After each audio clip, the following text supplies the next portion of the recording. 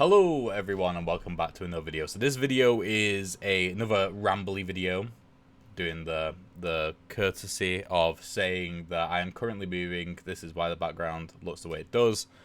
But yeah, this video is going to be contractor or full-time designer.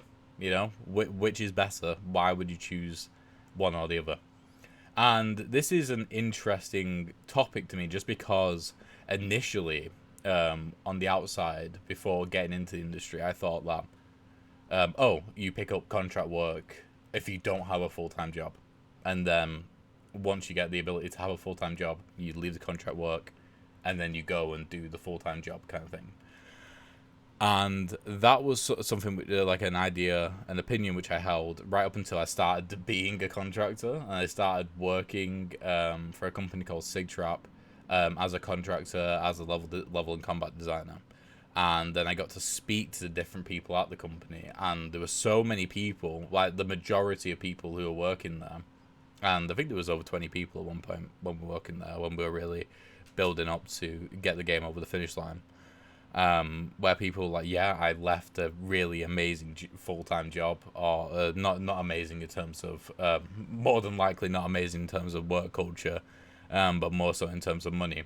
And I left to become I wanted to do contractor work instead. And that was something which I was like, why would you do that? It was really interesting to me. And just to sort of give you a TLDR, or more like a spoiler for my personal opinion on this whole thing, is I'm someone who values, especially considering I have so many other things going on, especially with Crab Studios and running a business, and all the unknowns that come with that, and stuff like, you know, having a mortgage, you know, family, that sort of thing.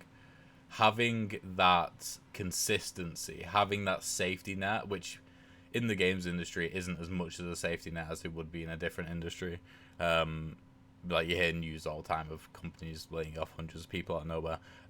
But just having that safety net of having a full-time job, having like insurance and, you know, ability to have time off while still getting paid, you know, that sort of thing, is massively appealing to me, and it allows me to do all the other things in my life which I want to do, which is run Crab Studios, do freelance design, do other stuff, without having to worry about having enough money at the end of the month, you know, to pay to pay everything I need to pay.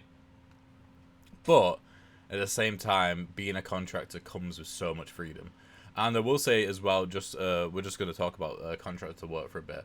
A lot of the people which I've talked to who are contractors were in a similar sort of stage to me, in that they had another studio which they were running on the side, and they wanted the money basically to fund development of their own games that they're working on.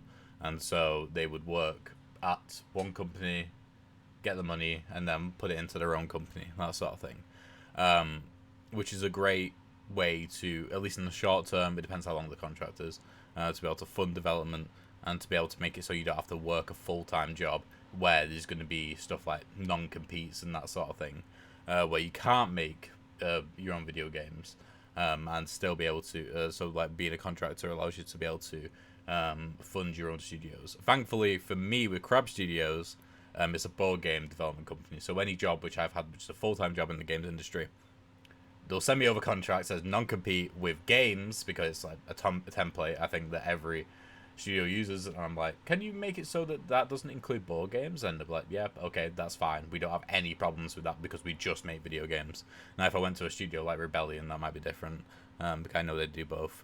But yeah, so that's one huge positive for being a contractor. Another thing is you get to work, if you prefer not staying in the same place for too long in terms of your career, not necessarily geographically. I think nowadays contract work is almost exclusively online.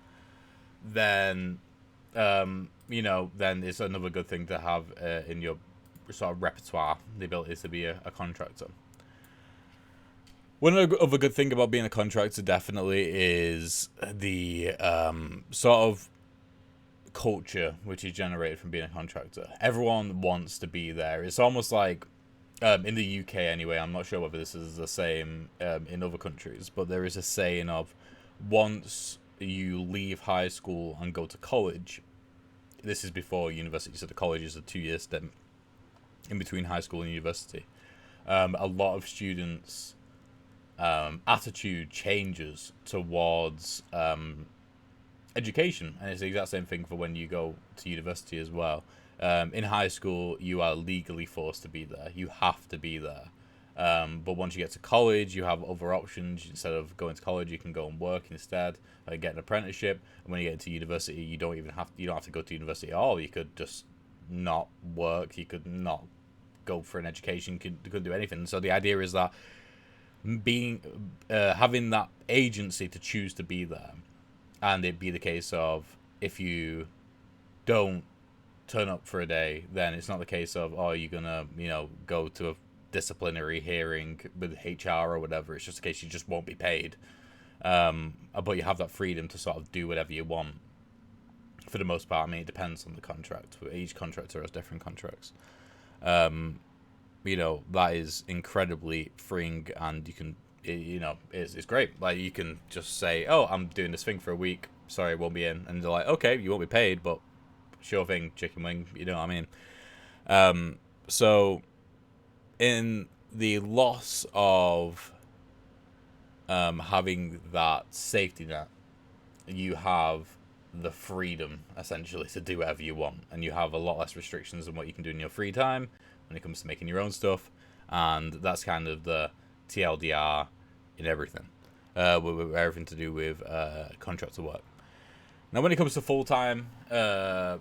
being a full-time designer, obviously all the cons of contractor work are pretty much the benefits of being a full-time designer, and all the pros of contractor work are also the negatives of being a full-time designer.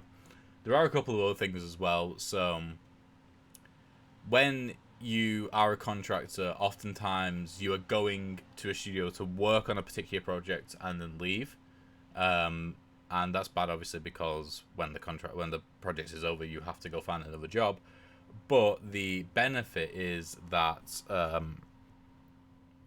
you get to choose what game you work on, essentially. It's not just that you're choosing which studio to work at, you're choosing which game to work on. And that is the case for some studios when it comes to full-time work. So, for example, if you choose to work at Santa Monica Studios, you're most likely going to be working on God of War, that sort of thing. Or if you choose to work at Rockstar, then you're more often than not going to be working on either a GTA or a Red Dead, that kind of thing. But in studios where they've got more games on the go at once, then it's a case of like, okay, you are more often than not choosing to work at a studio, and then you get assigned a game when you get there. It's not the case every single time.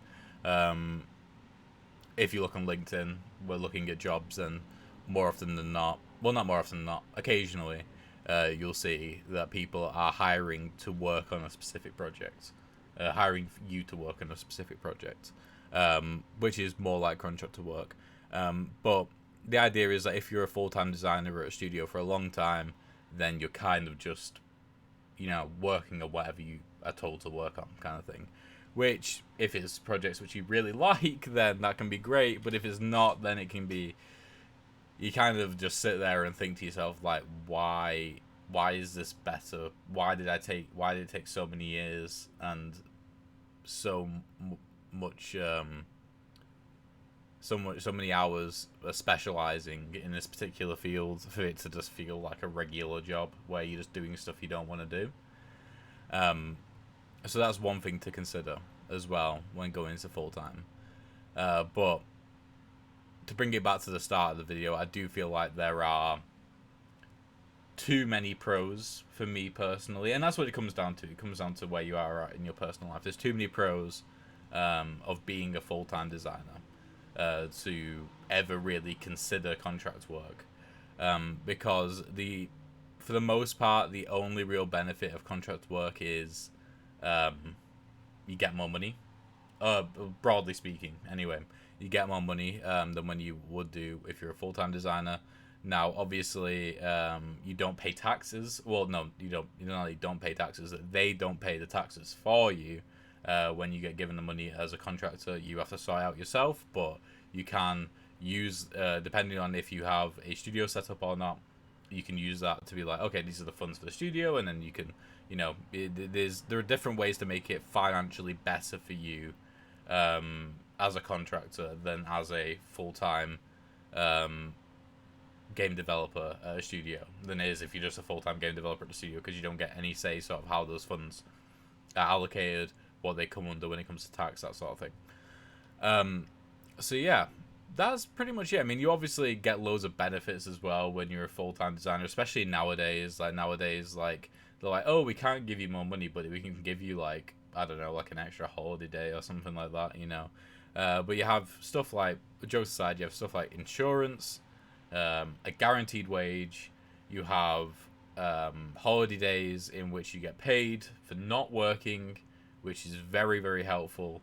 That was something which was definitely difficult for me when I was a contractor, because I was like, I've been working on this game for 7 or 8 months. I would like to have a week break, and that would be the case if I lose a big chunk of my monthly wage, essentially, for being away for that week, and then I obviously have to pay to be away for that week as well, because like I was going on holiday, that sort of thing. Yeah, you get stuff like life insurance, health insurance, dental care, that sort of thing. All those benefits that you find in a lot of jobs, like, you just don't get in contractor work. So it just comes down to, you know, like where you're at in your life. Do you feel like you value those safety nets right now? Do you feel like you need them, or are you happy to really put your creative mind first? Like, if you're comfortable in life at the moment, then contractor work might be a thing for you. If you're not, if you really need that safety net in order to sort of use it as a launch pad for other parts of your life, then I think full-time is definitely better. But yeah, that's it for me for now. Been rambling for a bit. Hopefully you enjoyed it. Hopefully you got something from it. And yeah, so thank you guys for watching. Hopefully you enjoyed, and I shall see you in the next one. Goodbye.